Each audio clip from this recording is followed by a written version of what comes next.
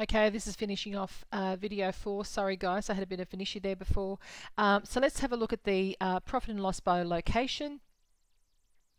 When that comes up, you can actually see that job one and variation 1, we've now got $200 in there, and job 2 is $850. So don't forget, just open up that the actual wages expense, and now all you're going to do is just add in the actual name of the job. So you know that that's job 1, so all you need to do is choose job 1.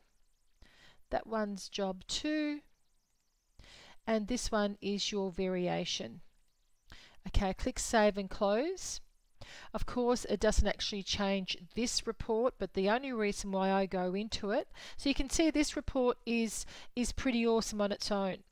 But if you want to, because it brings in the variation as I've showed you, but if you want to, you could actually go back into reports, back into profit by class.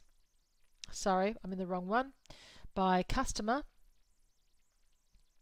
and there's all your jobs there, job 1, variation 1, and job 1 there as well.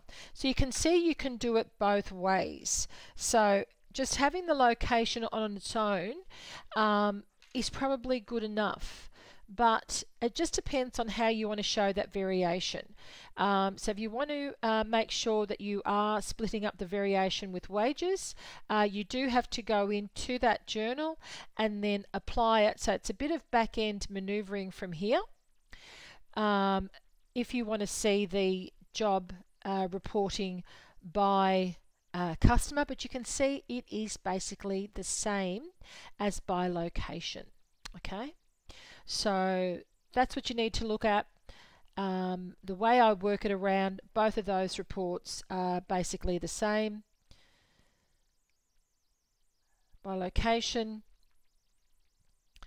and there it is there straight away. So if you just want to see the location, you don't have to actually go in to that actual journal and change it and add the actual customer, the sub-customer name in that section there. So you've got the two options, depends which way you want and what you prefer. Thank you.